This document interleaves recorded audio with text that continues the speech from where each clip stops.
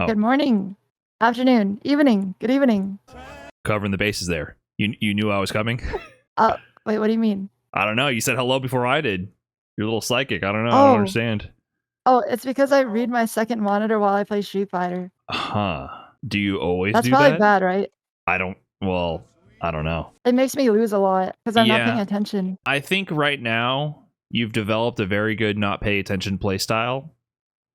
and sometimes that's good to lean back on that, but for the next level we must pay a little bit of attention. Okay, and I'm gonna pay evolve. attention. No more reading chat while I'm fighting. I mean, to be honest, like, come tournament time, it's whatever makes you the most comfortable, but yeah, you're going to get to that level I pay a lot of where attention in tournaments. it's got to get to that level where you got to need to pay attention to break habits to try to do some new stuff. Yes, you are right. You are I playing? need to log in. Mine's game is about to be over. I'm almost done throwing. Nice shimmy. Oh, thanks. Wait, I shimmied? You did. Oh, no. Oh. You did a shimmy, yeah. You did a jump in, then you walked away, they whiffed a throw, and then you punished it. Oh. Oh, no. We got to Yes, get... Speedkicks did tell me that I'm 1500 by choice and I need to start paying attention several months ago, but... Yeah, 100%. You've created, like I said, a really good flowchart, but you have to evolve it and understand. You have to remember it's a two-player game. You are... Yeah. You are very good at your one-player game. We must remember there's two players, and sometimes they're not terrible.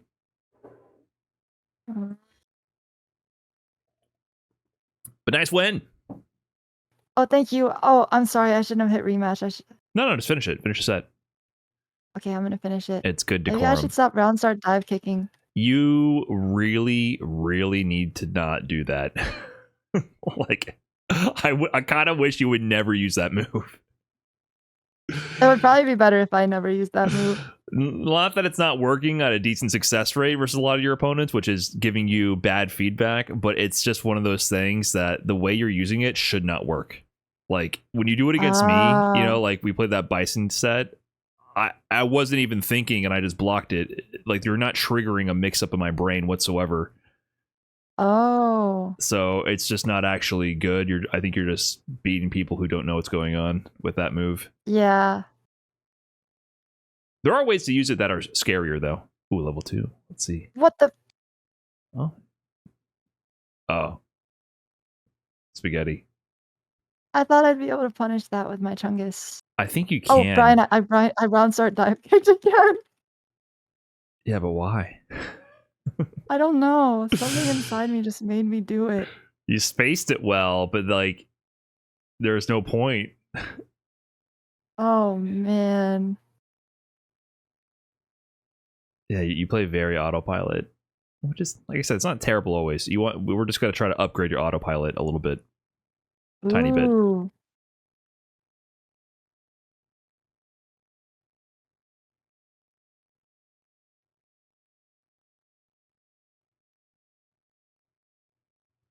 That sequence was clean. Yay! I like the meaty fireball, and then you walked up. Oh! Yeah. Kimberly. Oh, she's teleporting.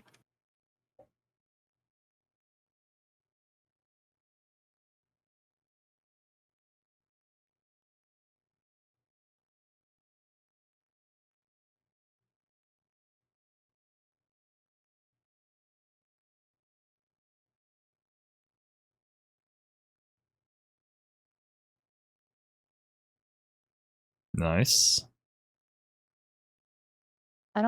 Maybe I can't. I think you can.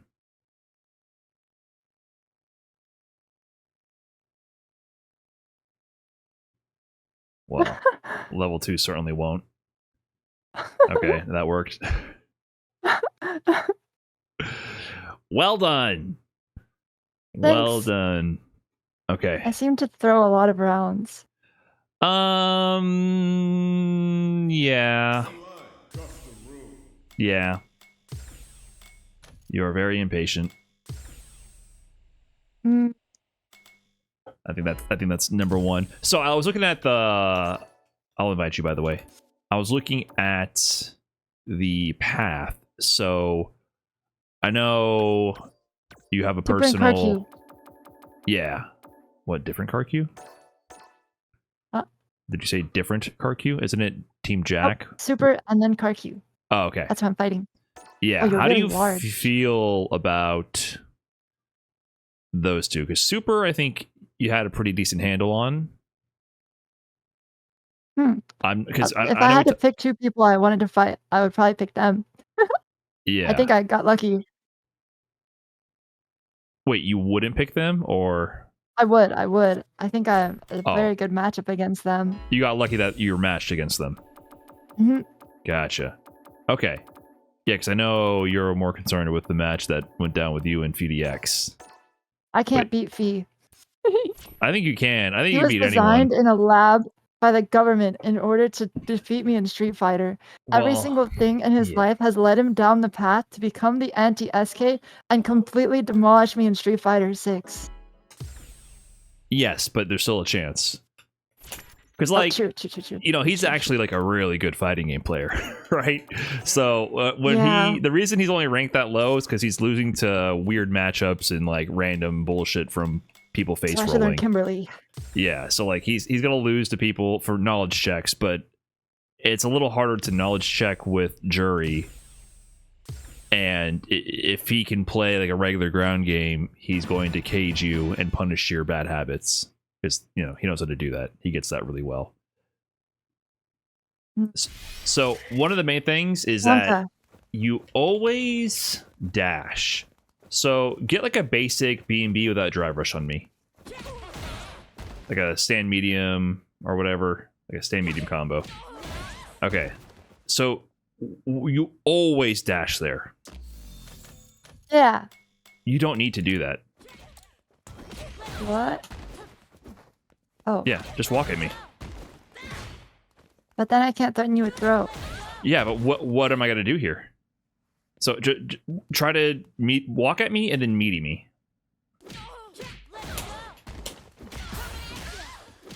I can't just mindlessly stop you.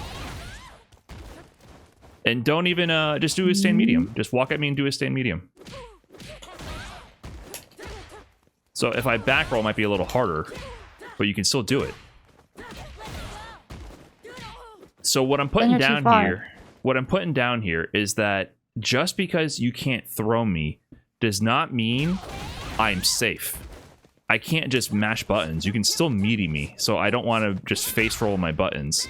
And also, do that again, and then just try to hit me again. Like, do the same combo, try to hit me. Okay, so what am I doing there? Walking back. Yes, so you can threaten instead next time in the same situation, threaten with a low. So if you get the combo. Right. So I can't just get away from you. So even though I'm not immediately in threat of throw, I can't just press buttons and I can't just walk away and I can't just jump, whatever. I'm actually still in threat of being locked down. Okay? So bad players face roll. So you want to do autopilot dash frame perfect meaties every single time on face roll players who have no thoughts going on in their brain, which is what you have streamlined that process to beat face rollers, which is really important to do. Now, when you fight other players, they actually care if they win or lose, and they care about their life. So they have some preservation instincts, which mean they're not going to face roll every single time. They might try to block and wait for a clean opportunity instead of trying to just always mash. So if you get these knockdowns, you can still threaten without dashing. And the thing is, when you do that, you're more threatening in more ways, because now, like, get that knockdown and then try to shimmy me. Do the full combo. But why would you check there? Don't do... Well, let's do the full combo. Don't do... Yeah, do that one instead.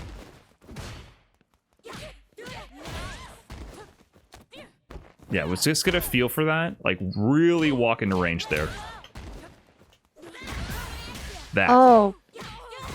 What's this practice at a little bit? And don't worry about don't do the driver's extension, just do a basic combo. Oops. No, like really try to like, no, and do the full the spacing is different if you do the medium to medium. Yeah. But I don't see why you attack because I'm so far away from you. Okay, but if you held forward for one more frame, you would have thrown me. I can't actually react to what you're doing. I have to predict where you're going to be.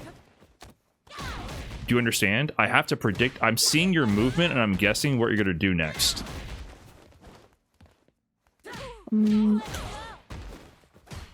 Yeah, and you can do that. You can also just walk up stagger. So I have to predict what you're doing. So if you walk in and then walk out, like walk in really deep, then walk out. Like try to bait out my throw tech. That was a great spacing on the walk back. And you also don't need a heavy punch every time. You have faster buttons. You have crouching medium. You have other options. Or crouching medium kick into drive rush. In the corner, it's easier also, because you don't have to walk as far. You have less room. Mid-screen, it is harder, I agree. You're not going to use stand medium. It's crouching medium or crouching medium kick, your far-range moves. Oh, but then there's little reward. What are you talking about? You kill them. Stand medium is your up-close pressure tool. That's all it's for. And for stagger pressure. It's not for shimmying. It never is. Your shimmy tools are... This? Yeah, but that's not... That's like a not moving shimmy. It's not... Oh. For your fluid... Stand medium is your go-to autopilot auto-spacing button. We are not doing that. We're doing fluid movement, and you have to be able to react to the situation and understand what's going on. You're going to be moving around. You want moves that have decent range and have decent speed, because you don't know when they're going to bite. So sometimes if you shimmy, like if you hold down back, I might do this. And then you have to guess, like try to tech my throw. Like that's the kind of game you get into sometimes. Like I missed the punish there, but that's the idea. Like this is the game. You want an option that's going to have range and also be fast enough. Okay, I could have thrown you a million times there. But that's the idea. People are scared to throw tech because you might get thrown. And you can't react to that. There's no reaction. It's prediction, 100%. See?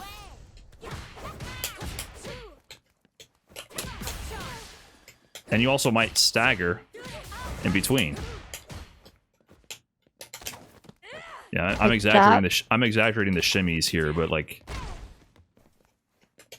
if you do what you're doing now, I could just throw you over and over. But what if I start to like... Oh, I don't know how you didn't get hit. Whoa. Like if you are defensively pressing buttons? Yeah. Yeah, but what if I just did this?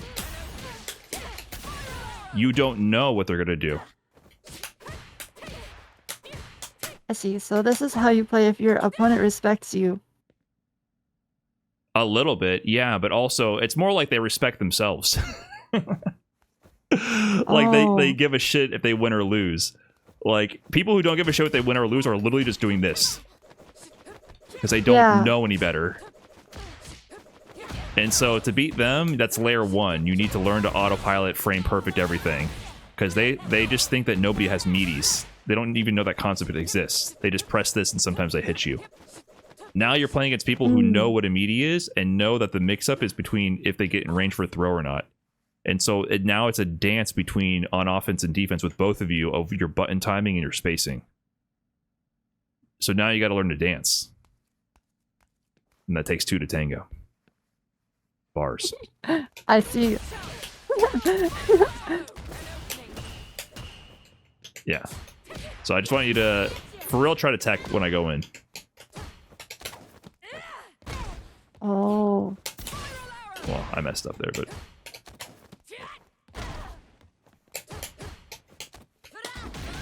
Nice.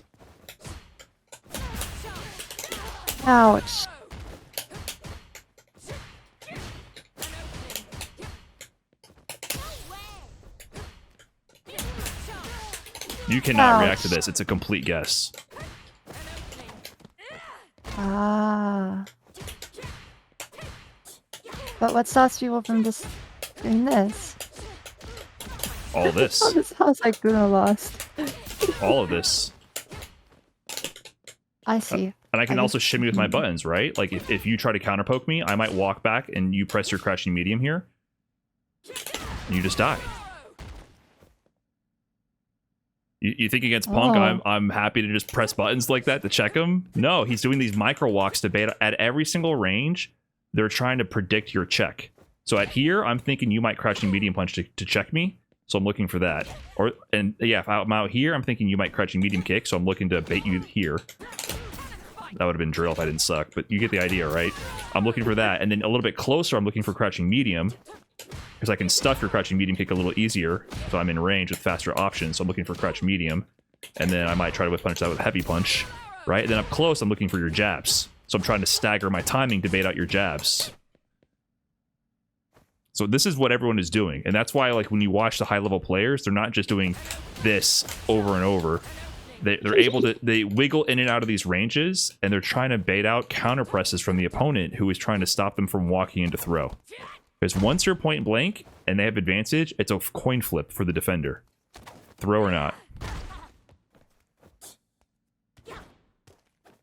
And so your offense right now is 100% reliant on the coin flip. But you need to be able to mix your options here because you want better than 50% odds of landing damage, you know? You there? Did I disconnect? I think I did. I'm good. I'm loading back. Oh, they told me you won the Minecraft tournament. Oh, yeah. Nice. Yeah. Congrats. Just another day, TBH. What does that Thanks. even mean? To win a Minecraft tournament?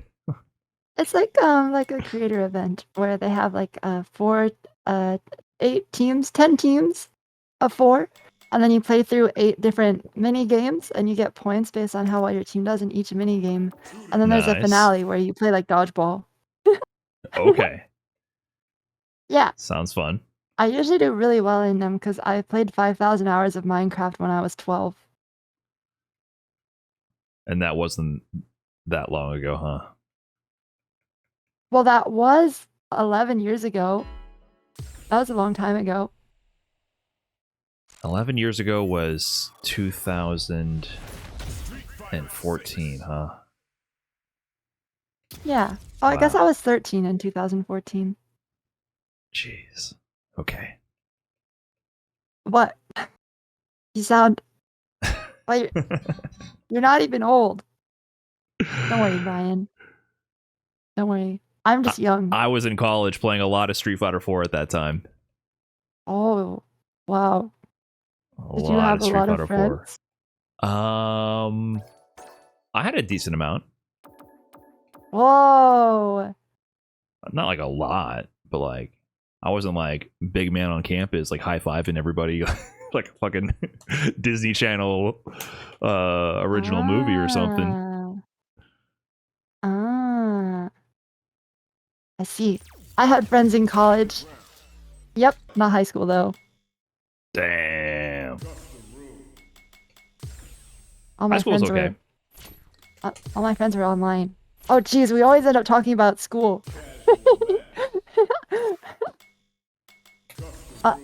Wait, I think I disconnected from your Chungus. Yeah, I got kicked out, I think. Oh. I don't know what's going on. Maybe CFN's also shit in the bed. What was I doing when I was 13? Minecraft. 8th grade. I think 8th grade was the worst. Or maybe 6th and Really? 7th grade. Yeah. I had a good time in middle school. Middle school And was way elementary harder. school. But high school, I had like a nerdy program for high school, so I think it worked out. I went to a public school, but I took all the AP classes. And then I fell asleep in all of them. Me too. I think you go to school too early. Yeah.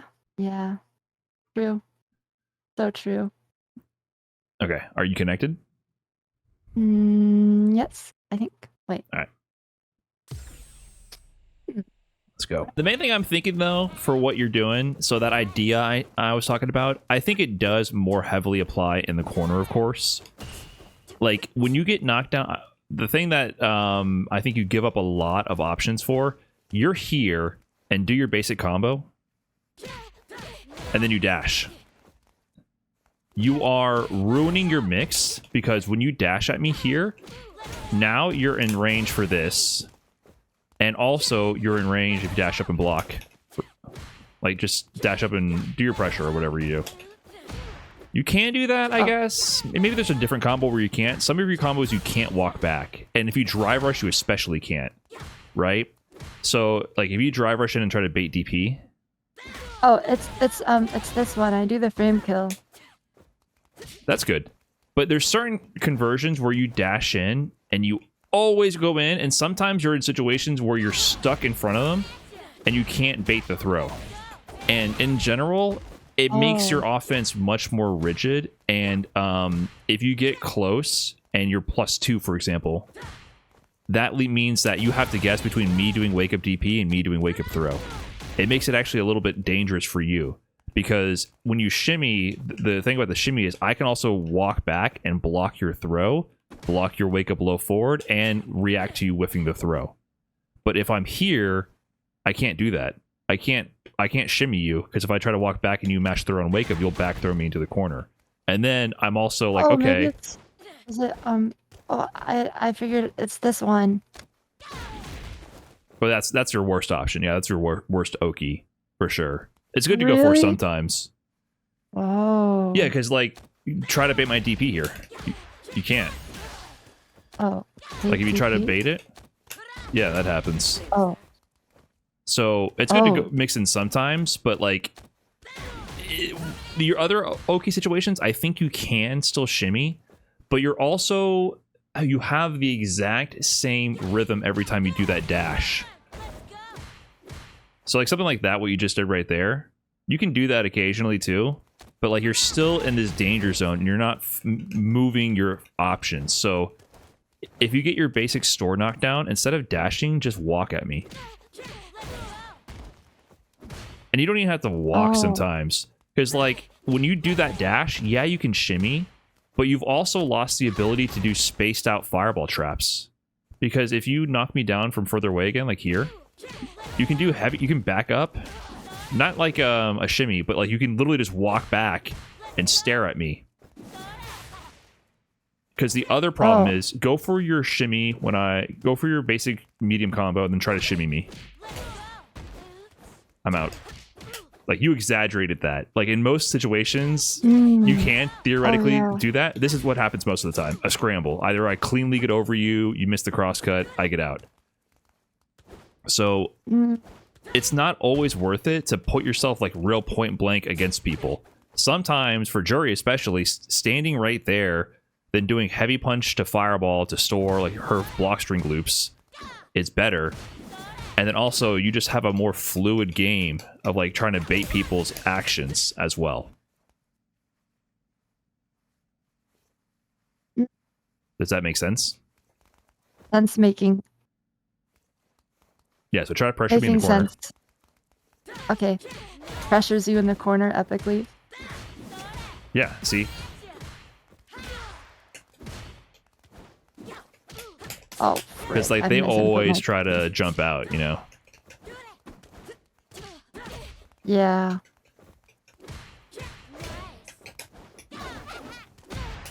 Ouch. I don't remember any of her moves. Escapes epically. Frick.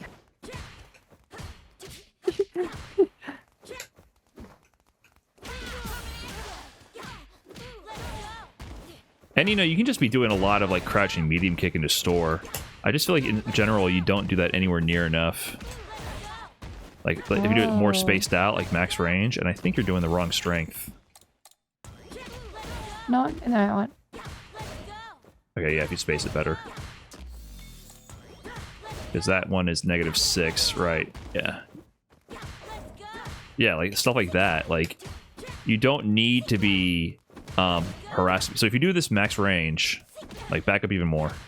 You're too close, I think. Like there. Wait, No. I was doing the wrong. Wait, you can do this one up close, maybe? Oh, You can vary them. Just do it max range like that. So like, yes. Yeah, I don't think you understand how far your range is with this. You see how far the range is? You always, like in all these, you're like walking way far forward. Like, yeah, you have a good button there. Like that was too deep, what you just did. There you go. And if I try to jump, I'm in range for you to uppercut. oops. You got to do the crouching DP and wait.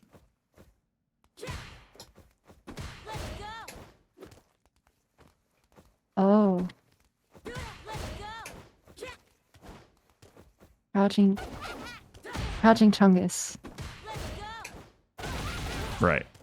And then here, Whoa. after you block, after you do the store, I think you can just do like what is it, towards medium? Yeah, do towards medium after doing the store. Do what? Towards medium punch after doing the store. Whoa. That's a different language. Forward medium punch? This one? Yeah, forward medium punch. Okay. Just and then send the fireball. So you're negative. That one's not that good, but that one's not that good. But this is the types of strings that Juri builds out. That was pretty good. But people always jump after mine. Yeah. So then wait for them to jump. Oh, I feel like I'm gambling on whether or not they'll jump. You're not gambling anything. Going in is a gamble. You're standing at a position where you're completely controlling the pace entirely, and if I do anything here, you can punish me for it. Oh. If I jump forward, you punish me. But what if I'm pressing my button as you jump? Well, then why are you pressing big gambly buttons? What I'm saying is standing here guarantees strong positioning. Standing. If I do this, you punish me. Like, you would do a sweep or a crouching medium punch or something. You would be looking for it and specifically trying to bait it. Or a stand light kick. You could figure out the interaction, but this is like the type of game you play. Point being, when you're there, anything I do can potentially be punished.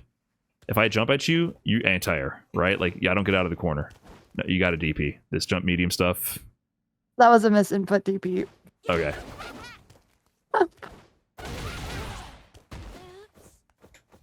And then, you can sometimes mix in buttons. If you start committing to bigger, heavier buttons, then yes, you are more at risk of people jumping your offense. So, trying to exert offense is the risk. Holding the positioning is the safe thing.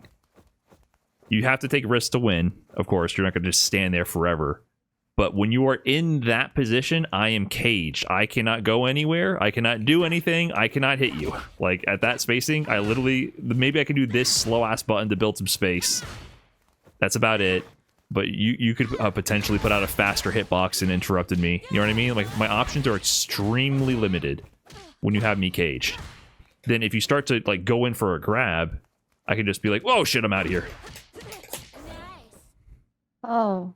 So when I'm on defense, what I'm looking for here, I'm looking for you to approach me. As soon as you walk towards me, I try to jump. Oh. So, and then I'm also trying to like walk forward and challenge as well. And then I got out of range. And then I would, yeah. So when I have you here, like you try to get out.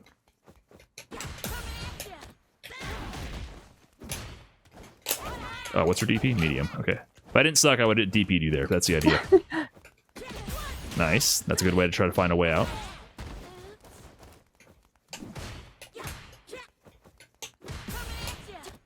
Nice. Yeah, they have to do something like burn resources to get out.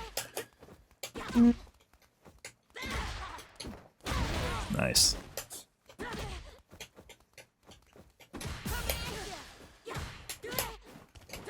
Nice. See, I whiffed a button there. I try to do too much offense, so it'll let you jump out.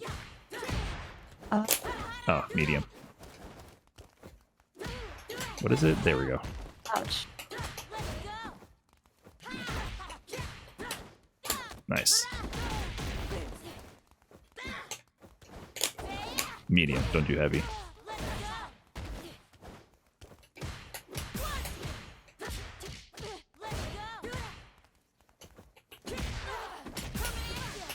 Ouch. Whoa, trade. Was that a trade? Chungus? I don't know.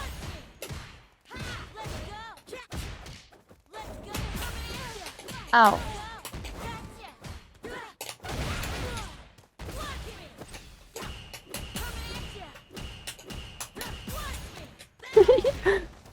That's the game with the pressure. So the problem with what I've seen with you is that you always do drive rush cancels, and then you always go in. Like, if you're gonna do that, sometimes you want to like just back up, or like do drive rush jab or something, and then be here, and then find your way in. And then instead of just going in with a drive rush, you can like how do you do it? Yeah, like that. And even with this, you want to be able to shimmy from it.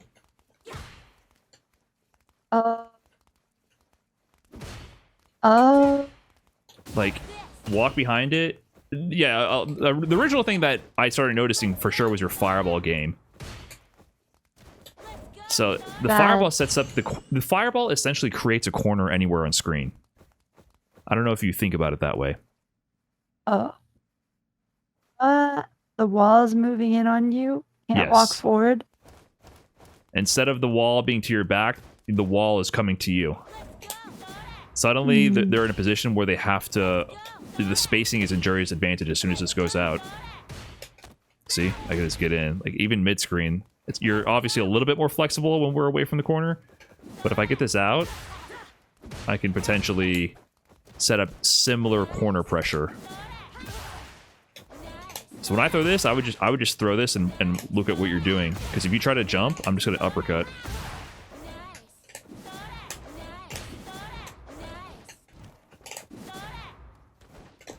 Oh, I did it with kicks.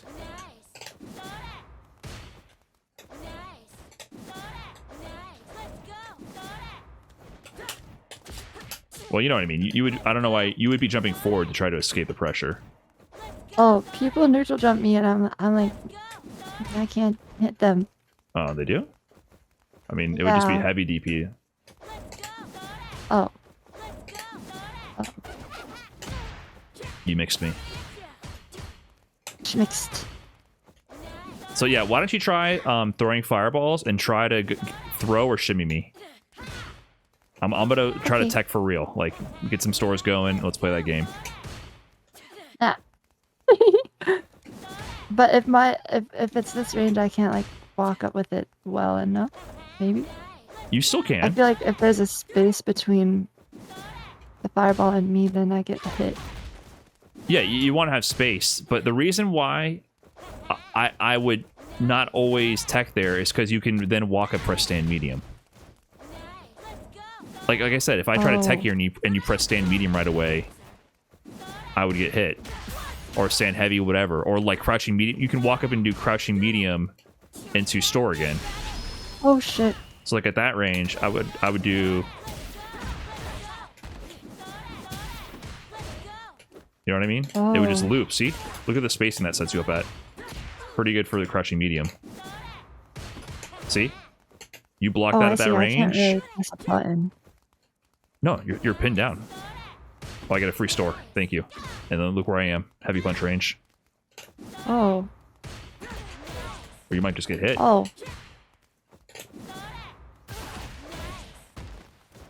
And then if you jump here, it just keeps you caged. Like if you jump forward to try to escape.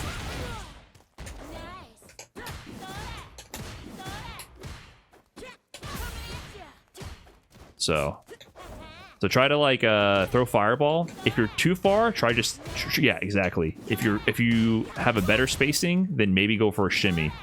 So if you throw the fireball from further away, you actually see you have better mix because you're correct. You have more time to walk up with the fireball. So too close, you might just get a button. A little bit further, you might be able to get a shimmy. And then sometimes you can drive rush as well. Like you can wait, see it, and then drive rush. So try getting familiar with some of those options to play with it. Like that. That wasn't bad. Oh.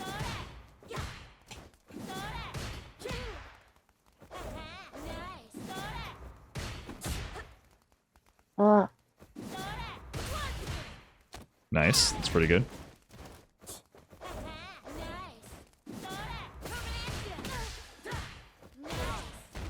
But try to focus more on the walking ones right now. I want you to like learn how to pressure without drive rush for a bit. Like that one, when I'm doing it from so close, I don't see why I would ever... Oh. Oh. What? Understanding slightly. I was like, if I'm so far behind it, why would you ever press a button so I can counter hit you with this? But then if I just walk up to you with aura, Yes. then it'll make you want to press something next time. I can't just let you walk forever. There's times at high level games where literally you see players do this across the entire screen. Because at any moment, they could have instead done any of these things, and if you try to press a button, you could have died. And yes, it is aura, but like literally, like Blas, like 15-year-old kid out of Chile, I saw him at Capcom Cup out of nowhere do this against people I've been watching for 2 decades. Full screen, walk up and throw them. Because they're that scared of him. Oh. So like, you have to understand that you have to keep mixing your options. They have no clue when you're going to press your button, and so you're trying to read how scared they are of your other options in that moment. And even then, keep in mind, just making them block this is a win for you. This takes, like, block it real quick. Look at your drive gauge. This is half a bar drive gauge. You cannot block forever. That's good. I see. Patient meter burn. Cage footsie. White guy fundamentals. Ah. No more What was that last Asian one? mind games. What was that? What was that last? No, No more Asian drive rush. You can still Asian drive rush if that's what we're calling it. The thing is, you just need to have more options. Because the whole point is, if you had this along with White Guy Fundamentals along with Asian Drive Rush, then they wouldn't know what you're going to hit them with next.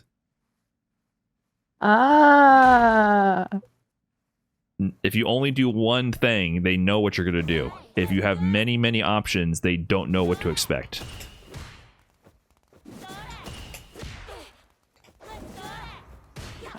Try to get in range to do low forward store. Throw a fireball and try to get a clean low forward into crushing medium kick into your store. Like, let's get a feel for that. Oh, the fireball knocks you back. I didn't know that.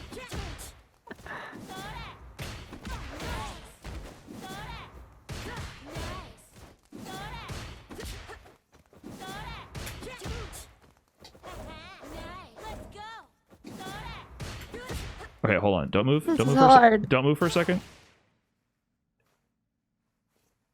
Yeah, you are very slow at going from crouching to pressing crouching medium kick. Oh. You are like, you're walking forward, taking a breather, holding down, and then pressing crouching medium kick. Oh. Something I'm noticing. Like, you're not very fluid, and like, you need to be walking forward, crouching medium kick. Like, you should see, do you have the inputs on right now for both of us? Did I do it? I have them on for you, but not me. Yeah, turn them both on. You kind of did it there. But on my inputs, it's like there's only 1 or 0 frames when I transition to crouch and press medium kick. I'm pressing down and medium kick at the same time. Because you don't always have to do that. But the idea is, if you're trying to take every last inch of space to get perfectly in range, you know, I'm moving back and forth, and the moment I want to then press crouching medium kick, I'm pressing down and crouching medium kick. You're kind of like, every time you're doing this exercise so far, you're doing this. I'm exaggerating a little. It's not that much. Yeah, I'm exaggerating. But and that's messing up your timing. Oh. And like it also shows like you're a little clunky with your spacing and button press timing. So we got to try to like make that smoother. That wasn't that bad. It was 3 frames. It was a little clunky. That was clean. That was perfect. Oh. Does that feel different? Like, are you noticing that you're doing that?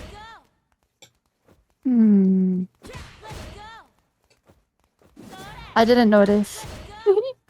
But I will think about it. You also do that with your dry rush. Your dry rushes look like this. I don't know if you notice. You do.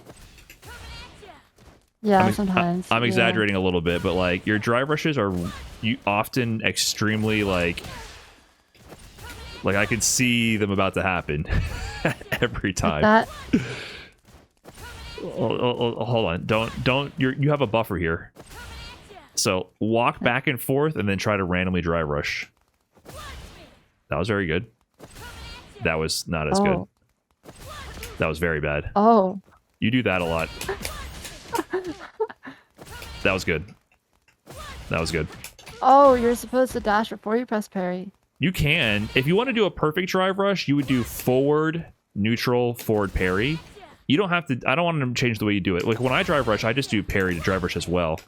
But, like, the thing is, I just think sometimes you're, like, very clunky with it. Oh. But you can do it perfect, like that. Like, forward, drive rush. I don't know if we'll solve that today. The main thing is I just want you to, like, press your buttons and sync with each other when you do this exercise. So let's keep trying this. Like, throw the fireball and try to hit me. The crouching medium kick.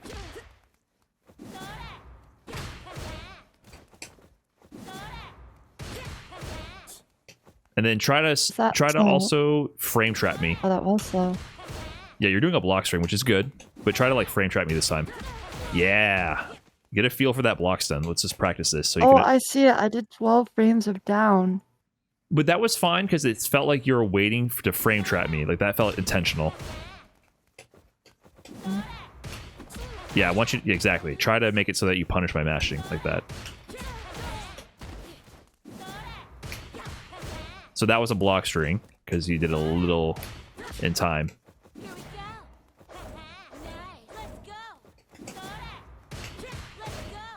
Oh.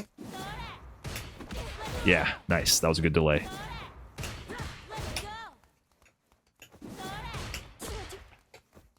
If you're closer, you have less time, right? So these different ranges will get you more used to what you can do.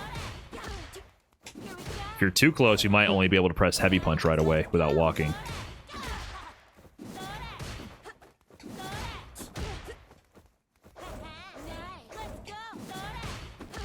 You also have towards medium as another button.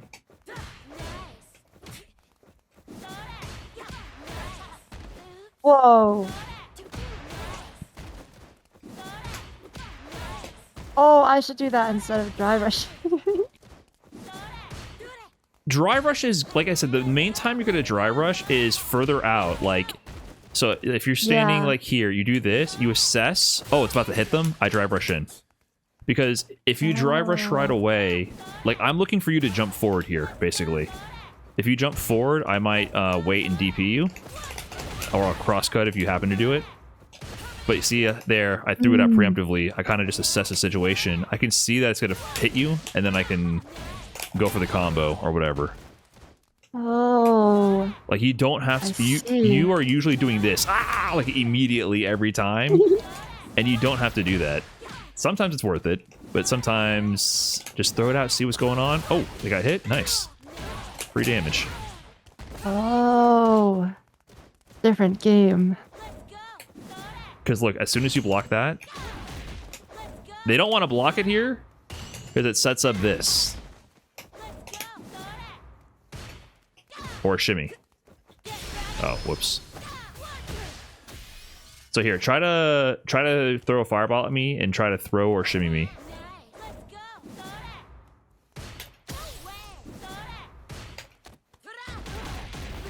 Crap.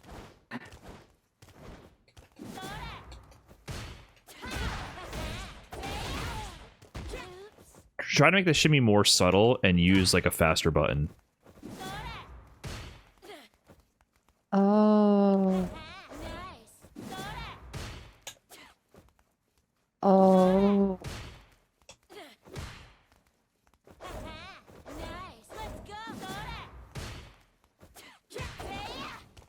Oops. That was a good shimmy if you had the button timing. Oops. You can also just then like press crouching medium as well. Like if you're dancing back and forth, like sometimes you just press it.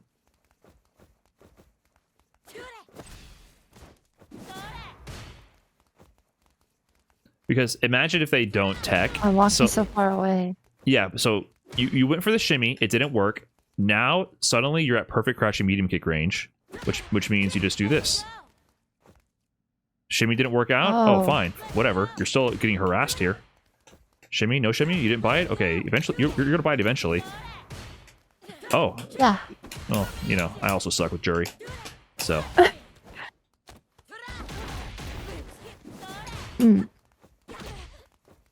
Yeah, so it didn't work out. And then how do you keep your pressure going after that medium kick to store? Oh. Oh, oh my god. Yeah, don't do that. Yeah. Oh.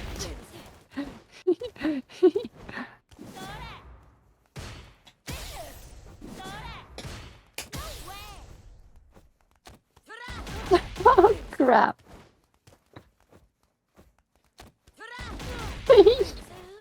If you walk in that deep and you're not going to throw, press stand medium punch. Okay. So try to bait me, throw me, or frame trap me. Like mix in all three.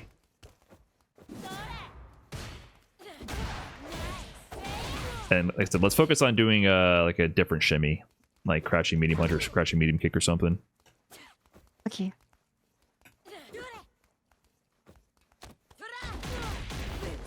So hard. Why are you going straight into a special move on your button, by the way? Oh, that's my combo if it hits. Yeah, but... hold on, let me move this. This is +5 on hits. This on punish counter combos to this. Right? Oh. With a throw? You're not gonna like, yeah, it might be super optimal to do that. First of all, it costs meter, whatever. What is it? This? I don't even know what move that is. That one. It might be super optimal to do that one, but that costs 2 bars first of all, and like we just want you might just sometimes you autopilot your shimmies and you just press it for pressure. So that's true. Like. It's okay. Like, just press. You can sometimes just press it. And if they happen to whiff a throw, you go, oh, I got a full combo now. Like, it's good to have... Like, you might not continue it if it didn't make contact on a punish counter. But it's something, right? You don't need to commit to this super hard instant special cancel. Oh. But it does more damage. Oh, I see. You have to sacrifice damage for confirmability. Like, yeah, a jump in does more damage, but like, I'm not gonna let you jump in at me. You know what I mean? So on counter hit, that doesn't work as well. And a lot of the times, the Juri players just do that stuff into store. Like I said, they might just do space shimmy into this on block every time, and if it hits, cool. If not, whatever. So those are the type of options. Yeah, if you walk in that deep, you got to frame trap me. You're getting too close in range. Oh, I see. You got to punish me if I tech. Yeah, I'm just trying to see how far I can walk in. Okay. Ow. That's good. Yeah, let's get familiar with that. Learn the dance. Ow.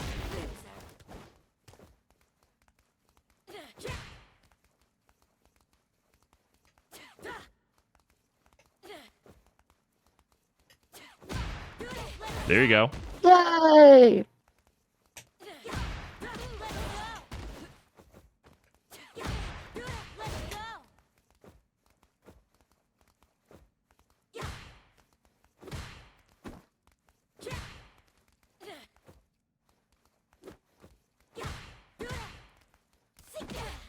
Oops. That's Oops. honestly not a terrible thing. You can start peppering things in.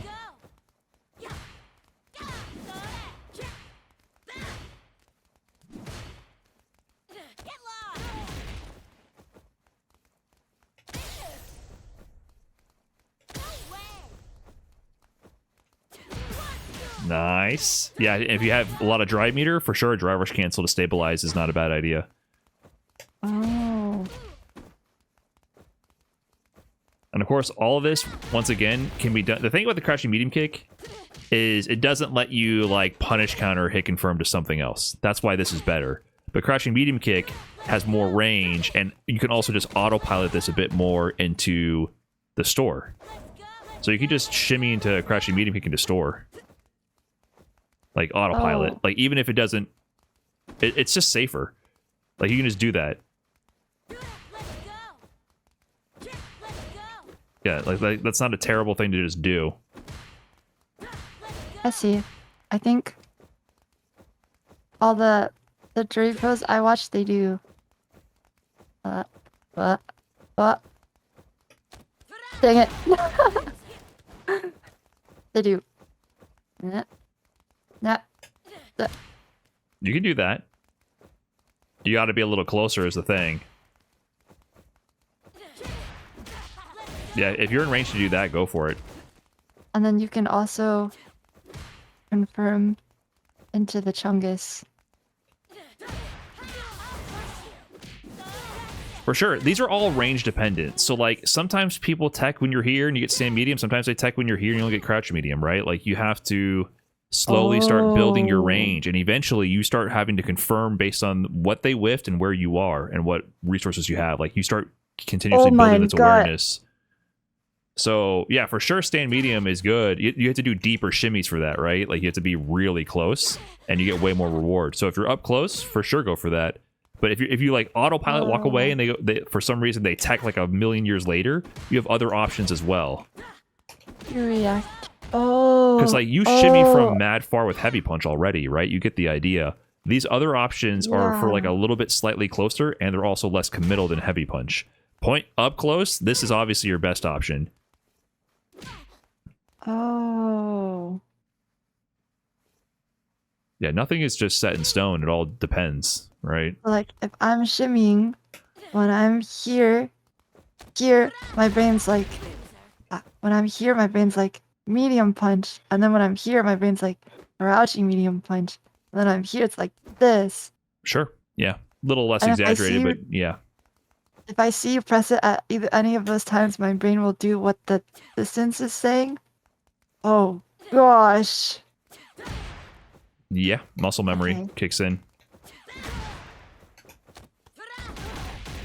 Ah. Fighting games. I've not made it this far before. Yeah, people should be with that button too. Oh really? Yeah, it's fast. Special cancelable. Oh. I see. Ah. I played 350 hours of Tekken, and when I got to this part of the game, I quit. Well, you're playing Street Fighter against a guy who played 10 billion hours of Tekken. So, Fuck. like, he gets that skill, and he's trying to transpose that into Street Fighter. And so that's why he's man. not falling for your shenanigans right now. Oh, man. You're going to have to actually crack him open the old-fashioned way, right? Get him to bite on something. Yeah. Okay, I see. Oh, this will make ranked fun. I have something to think about now. Yeah. Not that I wasn't thinking before. Well, I was, but like, not really, but like... I mean, you just got to think about not doing this. Like, this is just not... It's just not a thing. Like that is a great point you've made. This is supposed to be debate anti. Let me explain to you why this is not a thing. You're doing it from here. What are you scared of if I did that? Nothing. So what 90% of the time when you do this, the reason it doesn't work is because there's literally no threat that you're imposing. If, like, actually, my training says do not uppercut here because it will whiff. That is what my brain says when you jump there. And then you just dive kick at me, and I'm like, oh, I guess I get a combo. So, like, a little bit closer, yeah, it might work. Like, if you try to, like, Crouching Fierce anti-air or something, you know, like, I might stall. What does she have different strengths? Like, that might work. You know what I mean? Or if you're going to throw a projectile, like I jump forward, what I'm doing is I'm actually jumping forward and I'm buffering it, and I don't do it unless I see a projectile come out. So, like, I'll sit here and I'll just do that. And if you didn't throw it, I won't do it. But if I happen to be mid-jump and I saw it, I would have done it. Like that. I can react to it. So I'm threatening it. Oh! And I might not do it unless I see something. Oh, cool. Perfect parry. Because if I jump here and nothing happens, it's fine. I'm actually in a better spot. I gain ground. But I didn't kill myself. Like, just doing a dive kick for no reason.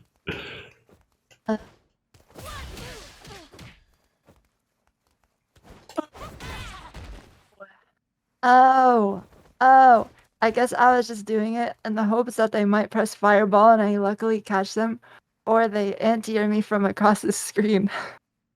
Right. Yes. So you get lucky sometimes, but the anti-air is generally, once you start playing stronger opponents, they're not going to try to anti-air you from that range ever. Like, their autopilot, it won't trigger their autopilot. So, like, you do this, like I said, when you do that to me sometimes, I'm like, my brain is not even thinking about anything. I'm just la la la, and I'm like, oh, what the hell, you did that? But if you do it closer, like that range, I might be like, oh, let me try to anti-air her. Oh, you know, like, that might actually catch me. It's kind of hard to use as anti-air though. Maybe, like, you have to be a little bit closer. I might, like, whiff or something. Because you can bait DP sometimes with that. Really? It depends on the DP. It's not the greatest dive kick in the world. Definitely not. Alright, I should stop. I should stop. If you space it correctly, it's safe though, right? So, like block this. What is the frame advantage? Oh, sorry. Yeah.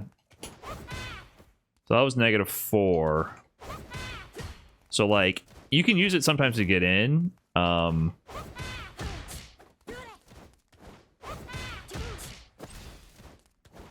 But if they're showing that they're anti-airing you pretty well, it's not that great of an option. It's good against characters with certain anti-airs. I think Juri's happens to work well because it's kind of slow, but has a lot of active frames. So a Juri might stop it a bit easier. Some characters, crouching heavy punches, can lose to it. So it's kind of matchup specific once players stop autopiloting. Now, obviously, if you're playing someone and it's working, whatever. But, like, if they show that it doesn't work, believe them, because it's just not that great of a move. I see. Last dive kick. Dude, I feel like I could do this in real life. I feel like I'm pulling my hamstring just watching this. And then see how fast she's rotating around doing that? Yeah, that's awesome. Yeah, you would get whiplash somewhere, for sure. I want to try. Should I try it right now? After the slam, you can injure yourself as severely as you wish. Okay, I won't try right now. Yeah, well, when we win, you can celebrate with that and take yourself out of the game for 5 to 6 weeks.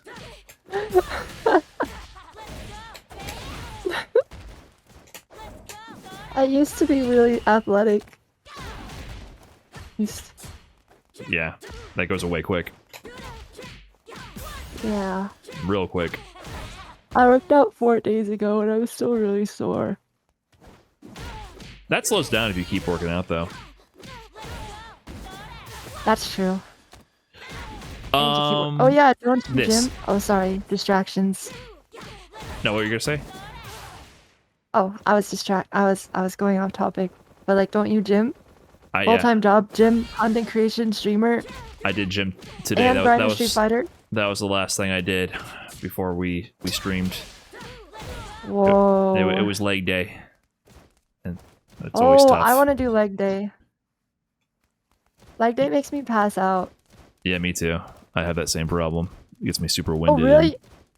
Does your vision go black? Yeah, it can. You can't stand up too quick or anything. You got to be careful about that.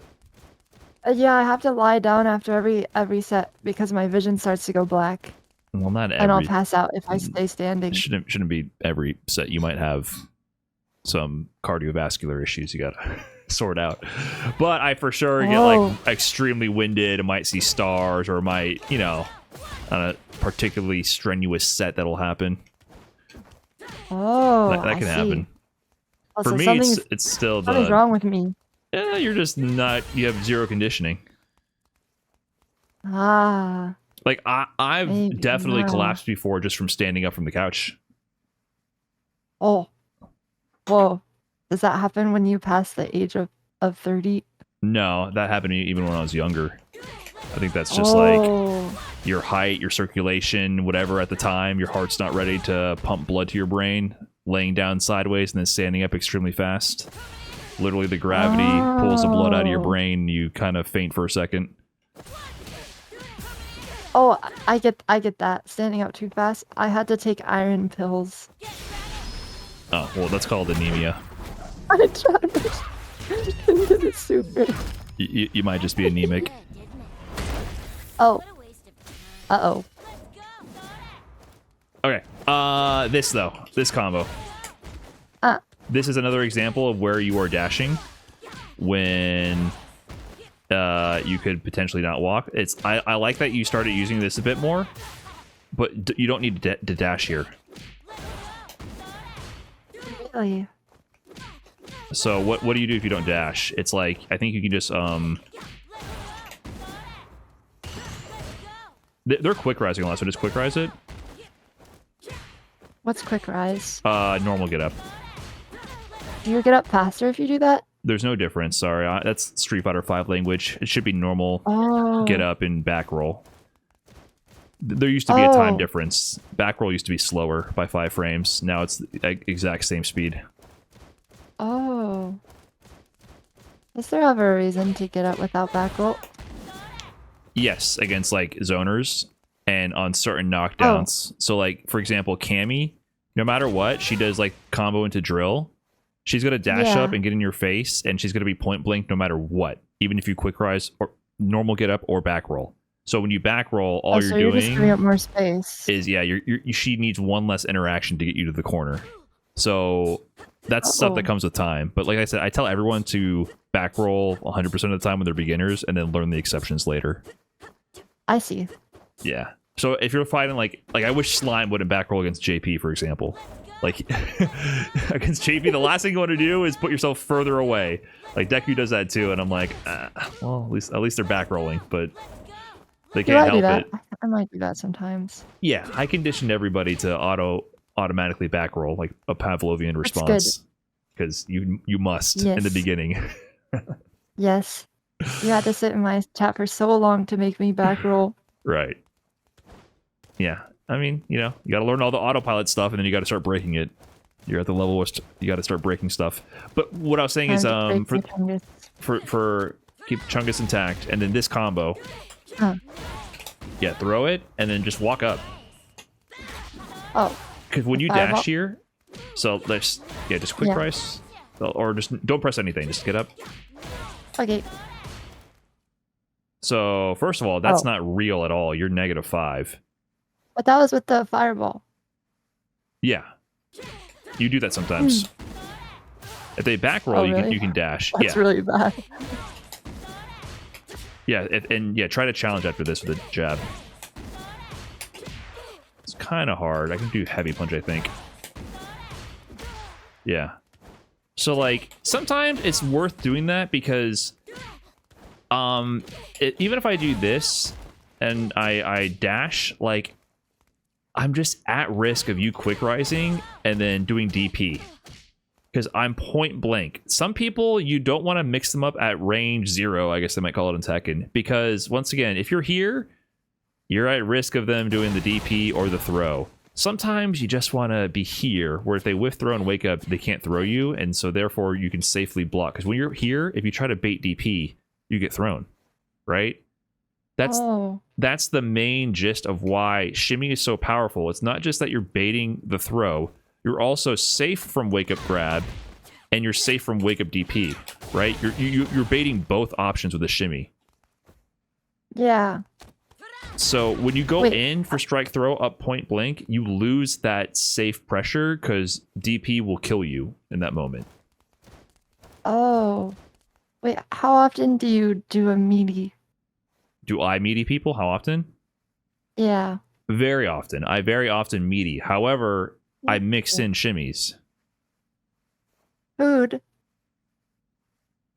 Oh, yes, Chinese food. Sorry. No, Chinese food sounds important. I agree. Yummy. Sajam asked me if I want Chinese food. Is it like American Chinese or like Chinese? No, we're getting that Sichuan style. Sichuan style? You gotta be able to make it to the slam after that? Oh, yeah. I'm very used to it. I eat a lot of Chungus. I eat a lot of Szechuan too, but it still destroys my stomach the next day. I've never had any food mess up my stomach, but the Szechuan peppercorn, it does interesting things to you. I love the peppercorn. It's my favorite taste. It's great. I like it too, but literally, if I have meetings in the morning or something, I have to not eat it. I will be busy. I will be preoccupied. Busy. Nice. Have you had boiled fish with Sichuan peppercorn? Yeah, I've had it. If you name a Szechuan dish, I probably had it. Really? That is so cool. Wow. Yeah. My fiance is Chinese. Oh yeah. True. Yeah, true. But like, not a lot of white guys, even with Chinese wife, have had that before. That's a common one though. You're like S tier on the white guy tier list. Because I have spicy boiled Szechuan fish. Yeah, you're one of my favorite white guys, Brian. That's very easy to get on your tier list. Bulgur and Sajam are like the best white guys I know.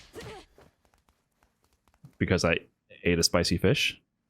No. You're just like no. You're just like. That's not like the most important part of this. No. That's not like the key factor here. Eat the spicy fish if you wish to be my friend. Yes. No. Okay. You've experienced culture. You know what I mean? Yeah.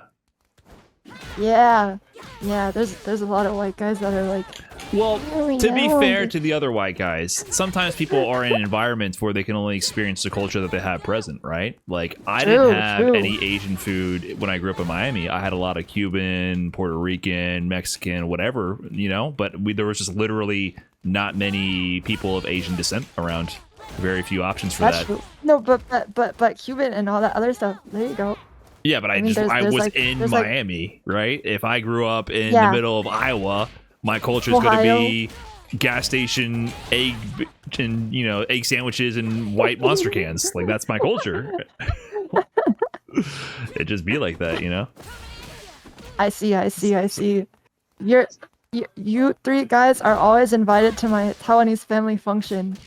I would love some Taiwanese food. I'm actually very hungry now. I'm thinking about food. Okay, fuck food. Okay, it's not sorry. Important. This thing. Street Fighter. What's good here? Let's see. Walk up.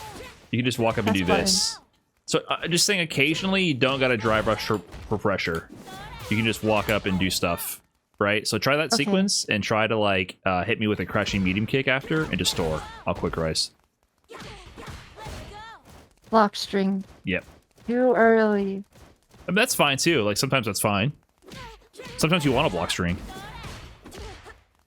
Burn out. Yeah, and you're just safely building your stores and keeping the pressure up, drive gauge, all that. Oh.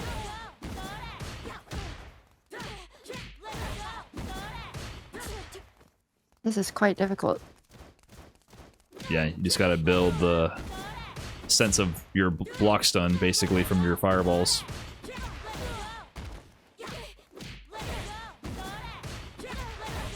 There you go. Hey! Now, if I back roll... Oh my god, she is serving. Oh, sorry. I will mix it up. Yeah, try to keep the pressure going after the back roll. Nice.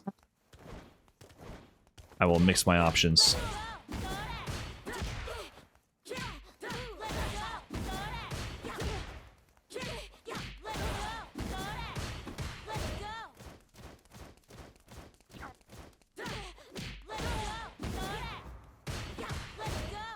Was that a box trick?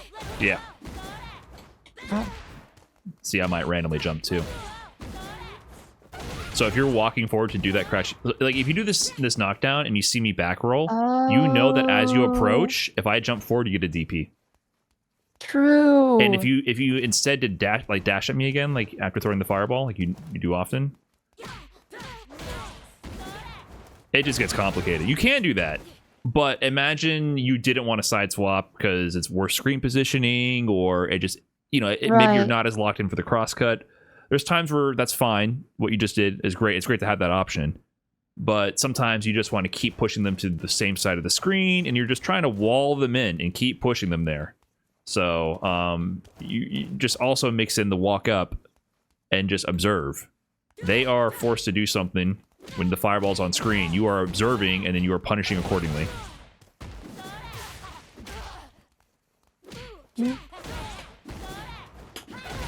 Nice, and then you get in. And if that was bad. I should have walked with it. Sometimes you drive rush.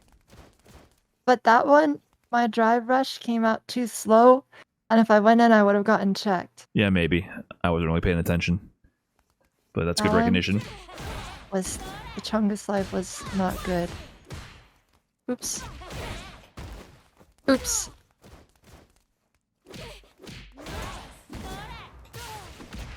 A lot of the times what people do also defensively is they walk forward into the fireball to block it sooner. I mean, I'm walking into it like an idiot, but like usually the defensive option is to make the fireball go away as fast as possible, because that prevents you from moving forward more. That is so interesting. See, I messed up there, and you yeah, that was great. Yeah, you see, they're forced to do something. You might be able to put them in a bad spot and punish them for it.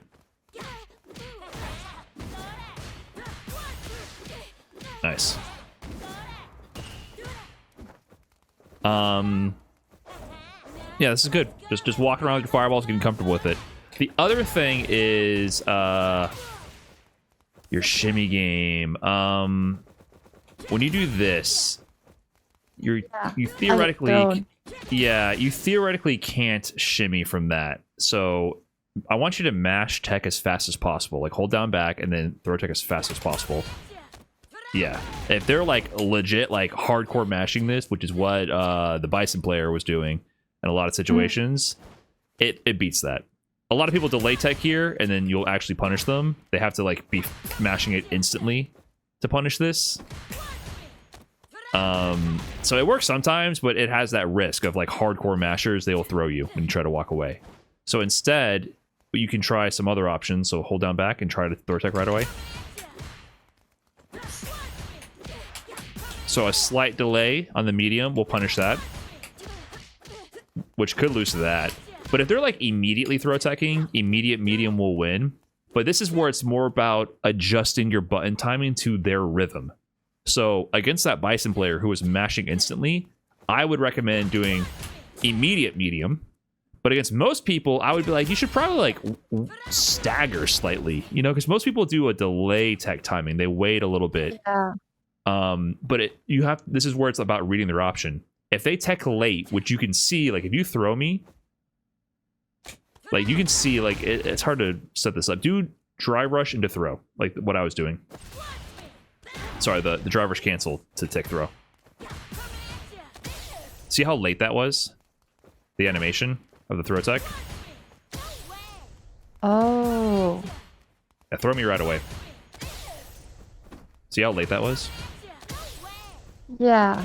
That I'm delay teching there. That's your cue that they're delay teching. Now I'm going to tech right away. See how fast that's happening? It's more aura when that happens. It's like, oh, okay, that guy's freaky. No, it's really scrubby. That's how I felt when I played against Japanese Curry. I was like, oh, okay, he's really freaky because he did that 3 times. It's like, oh wow, this guy is. No. There's something wrong with this guy. Yes, that means that they're mashing throw tech for their life. I generally feel doing either extreme is bad, is what I will say. Always delay teching the same rhythm and always fast teching is bad. But usually what you see is that newer players who are less experienced don't understand variation in throw tech timing. And they're like, oh shit, they're going in. And they're doing this. Because fast tech is the easiest to beat. Just do your frame trap sequence. Oh, I saw when I watched Nephew and Jack, they do this. That's not gonna work here. Really? Just do. Okay, yeah, do I won't. Yeah, you just do that. It just wins against fast throw tech. That's why people don't fast throw tech usually, because it loses to the autopilot robotic string. So now if you do that same string again, do it again. Oops. You see my inputs? Yeah, you were throwing. Yeah, I I'm played delaying against a guy who throw I tech. thought was like, who I thought had the best reads ever, because he teched every one of my throws and he never got hit by my delayed buttons. But he was delaying so much that my delayed buttons were still too early. Right. So to beat delay, like hold down back. You didn't delay. Just hold down back. I would like literally walk at them. So you have to play against your opponent, right? So now you have opponents who are altering their timing. They understand the power of altering their timing. You have to read what they're doing. Like against high level players, this is so much better than doing this. This barely cracks people open because they're all delay teching at a certain rhythm. There's immediate tech, there's slight delay tech, there's medium delay tech, and there's extra long delay tech.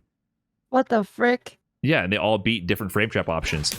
Quick tech loses to this, but this will be defended by slight delay, medium delay, and long delay. It'll lose to all of those. Then I might instead do like that timing, which will beat slight delay, and then I might do like Omega Walk for medium delay, or I might do what they're talking about. This beats delay tech. Like try to, because that's a 10 frame move. This is +3. There's a 4 frame gap there. Does that work? Here, actually, tech. Quick tech. I think quick tech beats that. Let me double check. Oh no. Oh, that was quick. Yeah, if I'm off by a frame, you'll get it. Okay, this should beat quick tech. But it'll still lose to. It's better for delay tech though, because if you also delay tech, I think this could also potentially open you up. Has a bit more of a gap. So, but you lose. What you lose here is you lose the plus frames. Right? Yeah, it's not your turn anymore. Yeah, that's the downside of that. So if you do this, it's over, which is not bad. Look at the spacing you're at. Ah, that's why they do. Yeah, so it frame traps and it leaves you at a good spacing, but you don't get another stagger opportunity. Oh, trade off. Because with this you can like... Yep, you can try to guess their rhythm. So another option versus fast tech is backdash. So I want you to fast tech again, and then, yeah, we'll see. So I'm +14 here. Can I do anything? Look at that. Oh, I had to start doing that in Japan. Because they all fast teched for some reason. When I was in like Plat Diamond, they fast teched every single time on my tick throw. And I would like try and back up and I'm like, I can't They keep throwing me. Okay, try to fast tech again. Let's try this one more time. Can she do this? She has to do it with medium punch. Oh, Oh, this does work. it usually doesn't. Fast Like, tech really fast. Yeah, like mash. Okay, I don't think this works. I'm gonna try medium. This is really good for delay tech. For delay tech, the neutral jump. Risky, because if they don't... Oh. Does that work? Yeah, that'll happen. I don't think she can do this on fast tech. You delay tech there, so that's why it worked. Yeah. Delay tech, it shits on it. So against that Bison player, you can tell the fast tech is happening because of how fast the throw tech is coming out, right? Like you can sense it. So when I was watching that match, it was frustrating to watch because I'm like, oh my god, he is mashing throw tech like so fast. So if you just did immediate medium, it would work, or backdash would work into your heavy punch shimmy. I see. And that's why the jab is good, because they're forced to make an immediate guess. I see. Versus no jab, you get EXTP'd. What? Wait. Can't I, like, do this to you What? without the jab? If I don't jab, yeah. Okay. I mean, if you're talking about DPOS, that's for that. Yeah, nice. Yeah, but that's what that's for. But that's why the jab is so good, because it beats DPOS, or it prevents the DPOS from occurring, rather, I should say. And then they have to guess again. Now, you could, of course, DP again after blocking the jab if you're, like, just going for it. But I do that. Yeah. It's a guess situation. And that's one of the downsides of doing this, is because... Remember the whole thing I told you about being able to walk in people's faces for pressure instead of being point blank? If you are a mad lad, when I do this, you can immediate DP or mash throw tech, because I can't walk away if you throw tech. You gotta do it faster. Do the throw tech.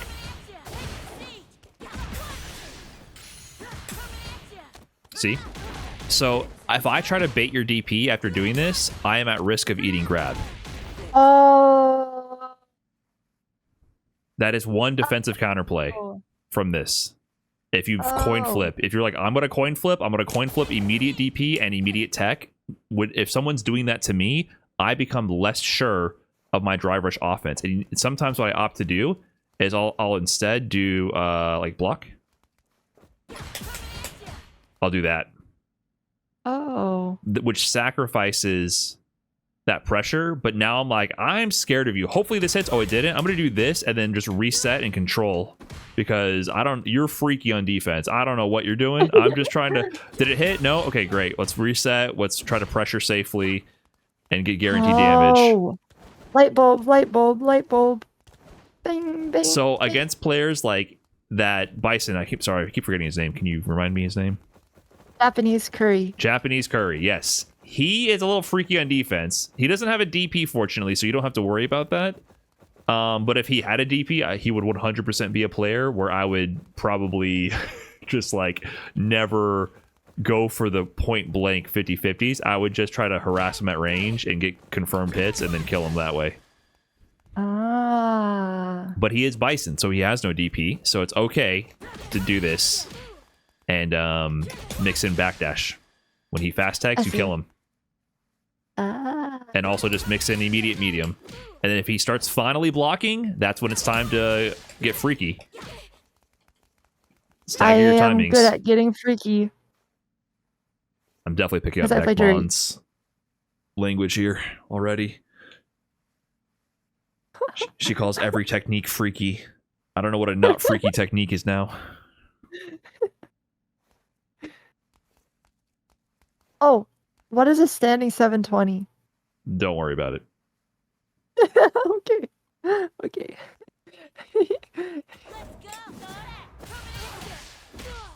The devil is in the Twitch chat. That's all I know. I open up Deku's stream and I see the chat. I see the shit she's practicing, and I'm like, I gotta protect you. There's always these devilish temptations in the Twitch chat. They start leaking videos, and it's like, oh, do this complete bullshit reset that works 1 out of a billion times and requires 30 layers of execution awareness. Dude, they taught me Chun-Li Tiger Knee when I was rookie 0 LP. It's insane, the things that people, the Twitch chat, like I'm glancing at my Twitch chat during the slam round robin, and the chat's like, oh, tell so and so to oh my god, I saw mechanics. that too. I was like, that's so stupid. But Every it's one of those I constant. read, I was like, oh my god, do not tell Deku that. Like, that's so stupid. They just are like, they're so focused on the wrong things. Check this out. Look what I made yesterday. Okay. Okay. We go like this, then we go like this, then we go like this, and you DI back. Oh, it didn't work. Exactly. I'm supposed to DI you back. Exactly. You see what I'm saying? The temptations, the devilish temptations that lead to despair and ruin. When all you had to do is do this. Why did that work? All you had to do is do this and win. That's what I was trying to do to Super yesterday. Yeah, I just gotta twerk The on last one's supposed to be dirty. Maybe I did it yeah, wrong. I could. You probably mistimed something, but I see the vision. Yeah, but yeah, that's really stupid to go for. I need to walk back and forth. You're right. I need to. It's Okay, nothing need is to- stupid to go for in a vacuum, but you got bigger fish to fry is all. Ah, bigger fish to fry. Yeah, I like tuna. Okay, sorry. do you fry tuna? Does anyone like deep fried tuna? Like, is that a thing? Like battered and deep fried? I don't Like know. like an People albacore usually deep fry tuna? whitefish though. Usually whitefish. Whitefish. Wouldn't it Whitefish. be fatty enough, right? Did you have fatty tuna in Japan? I might have. I don't know. I had some sushi. I don't know. It was so good. I had good sushi. Yeah. I don't know what I ate. Brian, Yes. I have a problem.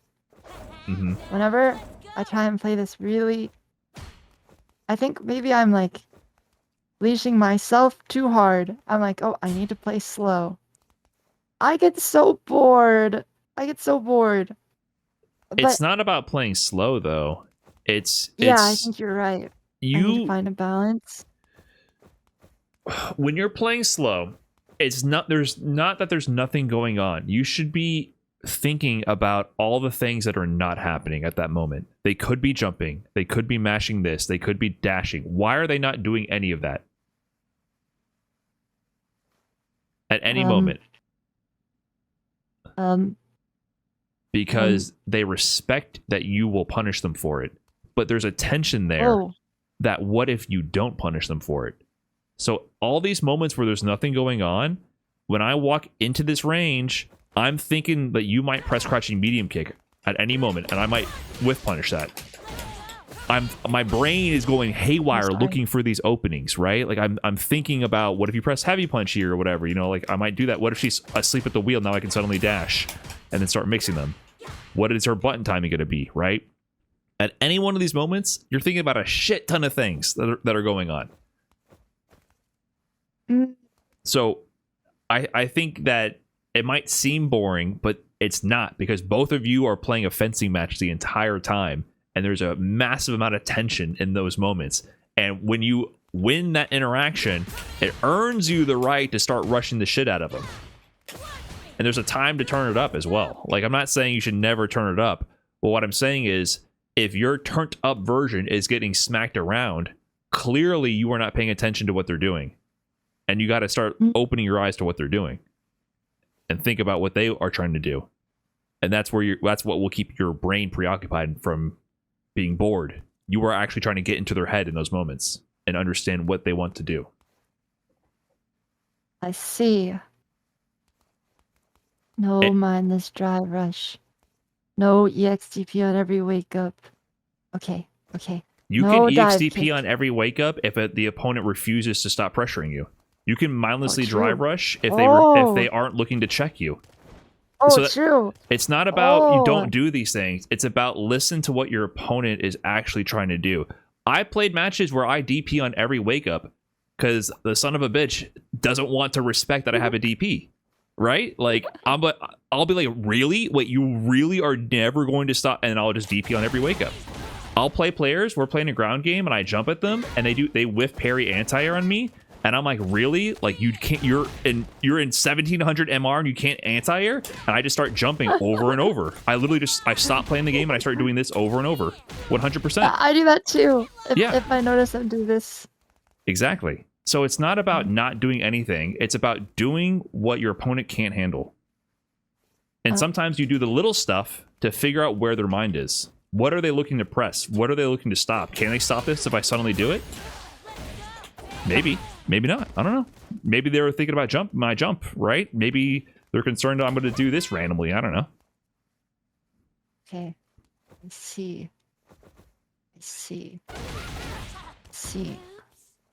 Your offense is really good. Your default game plan is very strong. It's just about adjusting on the fly to think about what the opponents want to do as well. I see. Wait. What about offense is good? Because I'm always full commit. And then it seems like this kind of walking in is completely different than what my offense is. You know? Yes, but like if they are crumbling under the pressure of your offense, you can keep doing it. But if it's clear that they're defending it, then you go, okay, wait a minute, they're defending my extremely fast offense. I need to bait them to think about something else and earn an opening that way. Oh. I see. Now, usually the pace of the match does not default to that kind of offense. Generally people play the regular game, like a more default walking game with buttons and then some sporadic movements to figure out where their opponent's mind is at.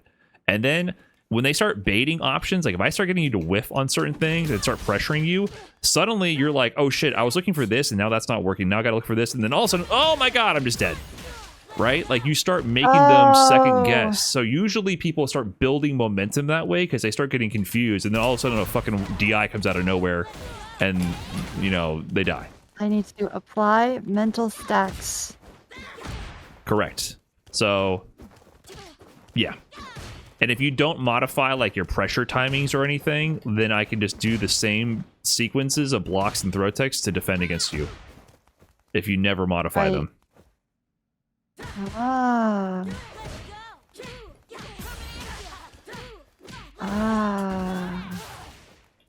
Okay. I have reached intermediate Street Fighter. Advanced Street Fighter? No. Wait. You're getting close. Oh. You're getting close. I see. New level. I think for sure what would help is just playing with doing the fireballs and then understanding these interactions a lot more. And then how to like mix up your throw timings. Okay. And then if you get someone knocked down in the corner, you don't always have to dash at them or whatever.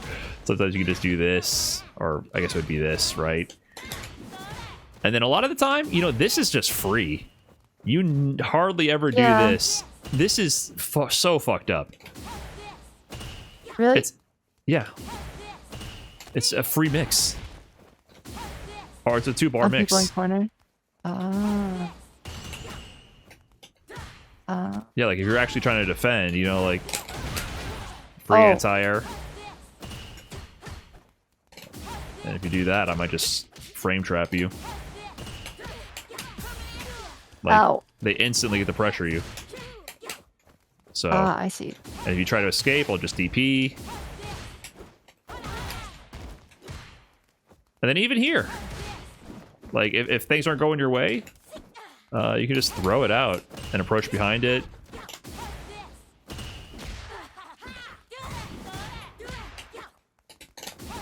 I see.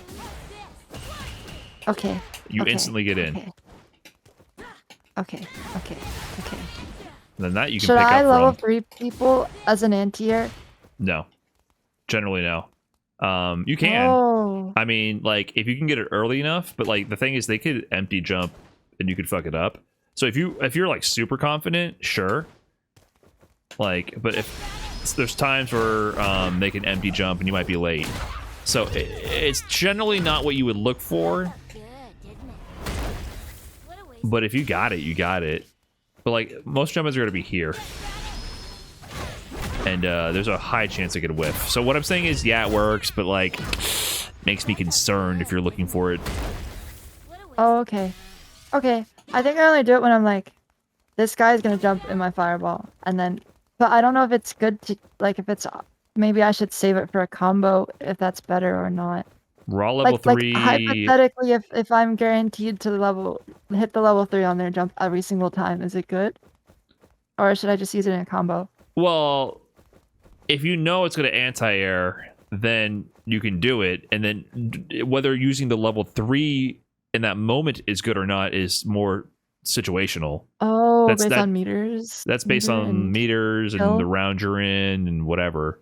So that's more about a level 3 question. And it doesn't matter if it's anti-air or not. It's like, even if I did like a raw confirm to level 3 or whatever, like that just depends. And like if it's the first round or the second round and you're down a round and it's the beginning of the round, maybe you can use it, build back to level 3. Like if you're about to kill anyways, why would you spend it, right? You should have just DP'd. So the normal questions when it comes to level 3 is what you got to think about. But raw level 3 is usually good damage. Like this does good damage. And drive gauge damage. Yeah. Okay. Okay. I see. I'm seeing. But if you're like buffering level 3 for anti-air, you might just get like opened up. You know, that's the reason why most people don't do it. If you have a read that they're going to jump, for sure, look for it and you can do it. It just depends. Okay. Yeah, like yesterday against Super, I was like, oh, that boy's gonna jump, and I just did this. And then the other time, I was like, oh, he's gonna jump, and then I did this, but that doesn't work, and I didn't know that. That never works. No. People were like, oh, that was a misinput. I'm like, no, I just, I didn't know it doesn't work. Yeah, the reason why you do uppercuts is because you can do 3 other things and still have time to uppercut. That is the power of an uppercut. Like, I can whiff a button, I can do this, I can walk around, I can think about so many other things, and if you jump, last second I can DP potentially, right? Theoretically, it'd suck. Yeah, so like, I can whiff a button and it's still DP. I can't level 3 that. A lot of times, I fireball, and then they're jumping, and then I parry it. But if I can parry it, I could have DP'd. Is that how it works? For the most part, yes. If you could block, parry. If you could parry it, for the most part, you could have DP'd, yes. Okay. Now, there are exceptions based on weird angles and weird interactions, but yeah, if you jumped any of these,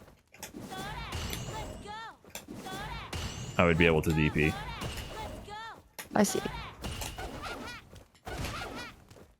So, unless there's a weird angle. Juri's DP is a little funky, but the general rule of thumb is if you were able to block the jump in, you could have DP'd the jump in. Okay. More DP.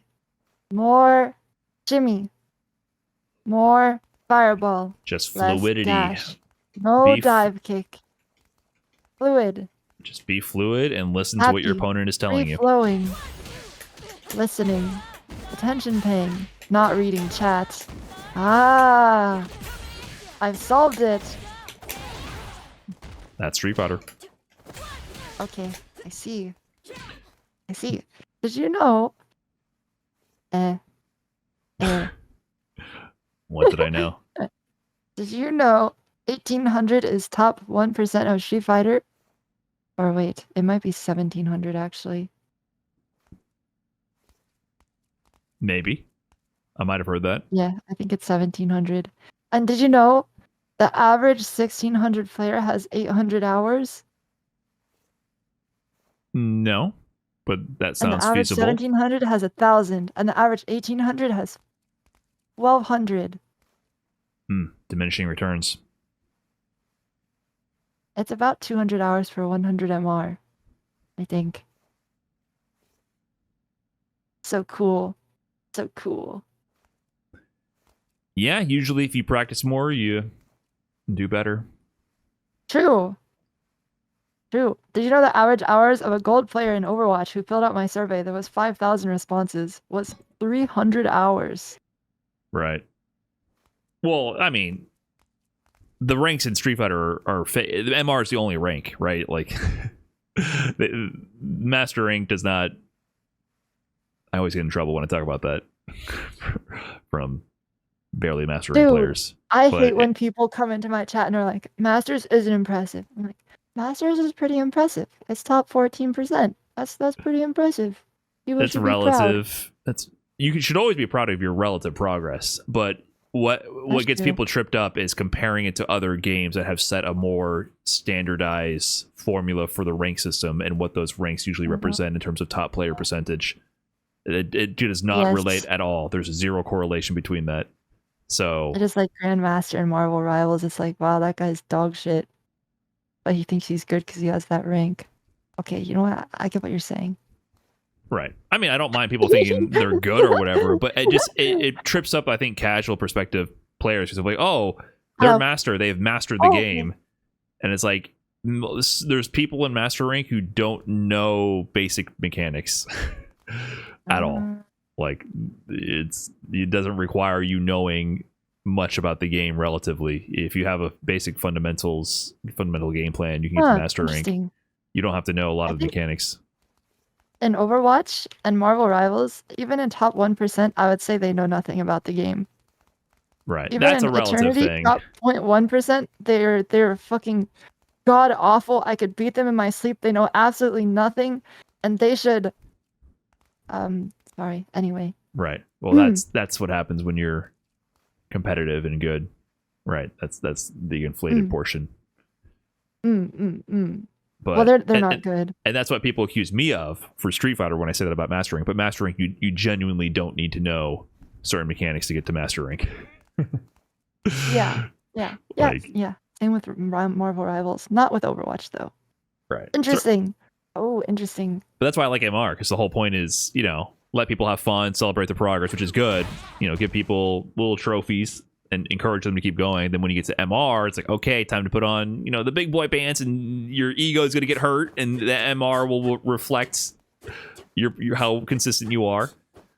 And they should place. Why do they place you 1500? Because it's a closed ELO system, so it has to have. I mean, it could have been 800, I guess. Whatever. They chose 1500. They should place you at 1200 or 1000, I think. Because hold on. When I got to Masters, I was like, oh yeah, 1500. Then I expected to drop to like 14 or 13, and then I dropped all the way to 1200, and I spent 250 hours and 5 months climbing back to 1500. And when I got there, I felt nothing because it felt like I just got back to where I started. I was like, okay, now I'm really Masters. It didn't feel good. Too bad. You know what I mean? But then the same thing will happen. The same thing will happen. So. Yeah, it'll be. It doesn't feel like you came back to where you were. It feels like you climbed all the way up there, and you didn't fall. You know what I mean? Yeah, but if you start at 1200, you're just going to drop to 900 and do. What do you mean? It'll be the same thing. It's a closed loop system, really? So the top rank is determined by the amount of MR in the economy. It's zero sum. All the points gained are the same as the points lost. There's a limited amount of points in the economy based on the number of master rank players that are playing in master rank. So if you lowered the entry point instead to 1200, then the top ranks would be less. There'd be less inflation, right? Like the top ranks right now are generally, at least in NA, because it's a closed loop system, is like 2200 is 2100, 2200 is like the max. Because literally they stop getting points. If they play someone 2 ranked below them, they don't get any points. So it prevents infinite farming as well. So at that point, then you're just going to drop relative. You were X% worse than the entry level amount. You drop to that rank, and then you work your way back up. So it'll be the same thing. I guess people are worse than entry. I guess I just assume as soon as you hit it, you are already the worst person. No, that's not how and I don't think that's how ELO works ever. Like, it's just like that. Like, you start somewhere, and then you drop if you're worse than that point, and then it's all balanced around that because it's a closed loop system. So the starting number doesn't matter. It'll influence a little bit how much things fluctuate percentage-wise, but it doesn't matter. Yeah, it's chat saying it's arbitrary start. I see. So you were going to drop no matter what. Yeah, the truth it's so of the matter. demotivating. It's so demotivating. That's what I'm saying. That's why I like this system. It's fucking brutal. So like they give you because it's demotivating. they give you the fluffy, you know, oh, you win 50% of the time, 49% of the time, your rank's still going up. Like, don't worry about it. And then MR happens, and it's like, all right, here's where you really are. Good luck.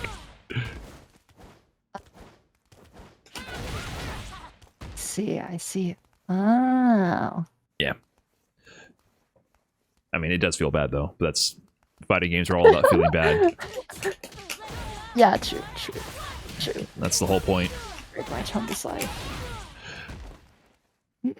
Okay. Anything else you want to cover? I do probably need to sync up with other people. Yes, it's dinner time for me as well. Oh, Nice. Oh, I am good. I will apply these techniques, maybe. Okay. I mean, like, I will try, but I might be stupid, and it might take me a while. Once it comes to tournament matches, it's just time to do what you do. But I would just remember, if what you're doing is not working, just try to take a second to assess what they're doing, right? It's more about just paying attention to what they're doing. The actual techniques to copy paste here, I would just play with throwing out OD Fireball occasionally and going behind that. And then if you throw out this fireball, walk behind that. Like those are the walking with your fireballs will put you in so many better positions. So that's what I would actually try if you're gonna play a little bit. Try to use. Notice that when I do walk with my fireballs, I walk too far behind, waiting for them to jump. And if they don't jump, I get nothing out of my fireball. What do you mean too far behind? Like I walk at like this range. Build another fireball. Oh. And then go. Repeat it again. What do you mean? Just do it again. Oh. No, I'm saying if you did that. My bad. If you did this, walk forward, they did nothing. Just do it again. And then they don't know when you're gonna approach or when you're gonna try to bait the jump. Oh. Then that happens. What? Then you wait. Oh, I get it now. Okay, got it. Okay, dinner time. Okay, got it. Light bulb connected. Connections made inside of my brain. Okay. I understand. I see the light. I see the vision. Or do you just see spicy boiled Szechuan fish? No, I see the vision. I understand. I've been enlightened. Okay, because all I'm thinking about is spicy boiled fish. Bro, that shit is so good. I'm legit. My God. I got to figure out the dinner situation myself. That's all I'm thinking about now. Okay. Yay! Thank you very much. Learning. No problem. Yay! All right, look how enjoy excited dinner. Juri is. Oh, so excited. That's me right now. Yay! I don't think so. Night. You too, Eskay. Later. Okay. Eskay training. Nice.